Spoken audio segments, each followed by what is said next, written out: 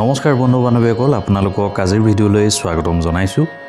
আজিৰ ভিডিঅ'ত আমি আগবঢ়াব লৈছোঁ 2025 বৰ্ষৰ বাবে মীন ৰাশিৰ বাৰ্ষিক ৰাশিফল।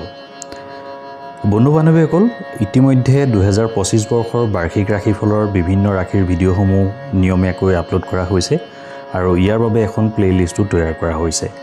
আপুনি যদি আপোনাৰ ৰাশিফলটো এতিয়াও চোৱা নাই তেতিয়াহ'লে আপুনি ডেছক্ৰিপশ্যন বক্সত থকা লিংকত ক্লিক কৰি আপোনাৰ ৰাশিফলটো চাব পাৰিব। আহক তেন্তে আৰম্ভ কৰোঁ আজিৰ ভিডিঅ'। মীন ৰাশিৰ ব্যক্তিৰ বাবে চাকৰি দৃষ্টিকোণৰ পৰা এই বছৰ ভাল ফল দিব পাৰে। সূৰ্যই আপোনাক গোটেই বছৰটোত মাত্ৰ 4 পৰা 5 মাহৰ বাবে অনুকূল ফল দিব। একে সময়তে মে'ৰ পিছত ষষ্ঠ ঘৰত কেতুৰ ট্ৰেনজিটেও আপোনাৰ চাকৰিত সহায় কৰিব। গতিকে বছৰৰ প্ৰথমাৰ্ধত চাকৰিটোক লৈ কিছু অসন্তুষ্টি হ'ব পাৰে, কিন্তু চাকৰি দৃষ্টিকোণৰ পৰা বছৰৰ দ্বিতীয়াৰ্ধ আপোনাৰ বাবে ভাল হ'ব। যদিও অফিচৰ আভ্যন্তৰীণ ৰাজনীতিয়ে মাজে মাজে আপোনাৰ মনটোক বিচলিত কৰি তুলিব পাৰে, কিছুমান সহকৰ্মীৰ আচৰণো আচহুৱা হ'ব পাৰে।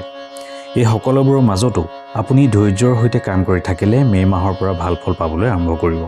অৰ্থাৎ বছৰৰ প্ৰাৰম্ভিক অংশটো চাকৰি দৃষ্টিকোণৰ পৰা অলপ দুৰ্বল হ'ব পাৰে, কিন্তু পিছৰ অংশটো ভাল হ'ব। মীন ৰাশিৰ ব্যক্তিৰ বাবে ব্যৱসায়িক দৃষ্টিকোণৰ পৰা এই বছৰটো মিশ্ৰিত হ'ব। অৱশ্যে বুধে আপোনাক যিমান পাৰে সিমান অনুকূল ফল দিবলৈ চেষ্টা কৰিব। অৰ্থাৎ বছৰৰ বেছিভাগ সময় আপোনাৰ পক্ষতেই থাকিব। শনিৰ ট্ৰেনজিট আপোনাৰ বাবে সহায়ক নহ'বও পাৰে। 2025 চনত ব্যৱসায়ৰ লগত জড়িত বিষয়ত অলপ দুৰ্বল হ'ব পাৰে।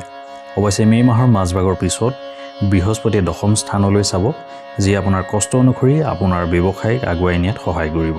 বছৰটোৰ আৰ্থিক বিষয়েও আপোনাৰ বাবে মিশ্ৰিত হ'ব। মংগলে বছৰৰ কেইটামান মাহৰ ভিতৰতে আৰ্থিক বিষয়ত আপোনাক সম্পূৰ্ণৰূপে সহায় কৰিব। একে সময়তে বছৰৰ আৰম্ভণিৰ পৰা মাৰ্চ মাহলৈকে লাভৰ ঘৰৰ অধিপতি দ্বাদশ ঘৰত থাকিব, কিন্তু মাৰ্চৰ পৰা লাভৰ ঘৰৰ অধিপতি প্ৰথম ঘৰলৈ গুচি যাব। ফলত আয় বৃদ্ধিৰ লগতে উপাৰ্জনৰ উৎস আপোনাৰ বৃদ্ধি হ'ব পাৰে। বৃহস্পতি বছৰৰ আৰম্ভণিৰ পৰা মে' মাহৰ মাজভাগলৈকে নৱম দিশৰ পৰা লাভৰ ঘৰটোক চাব, ফলত নিশ্চয়কৈ কিছু সুবিধা পাব। আপোনাৰ কষ্ট অনুসৰি 100% নহ'লেও 70ৰ পৰা 80% লাভ নিশ্চয়কৈ কৰিব পাৰিব। মীন ৰাশিৰ ব্যক্তিয়ে বিবাহৰ ক্ষেত্ৰত অনুকূল ফল পাব।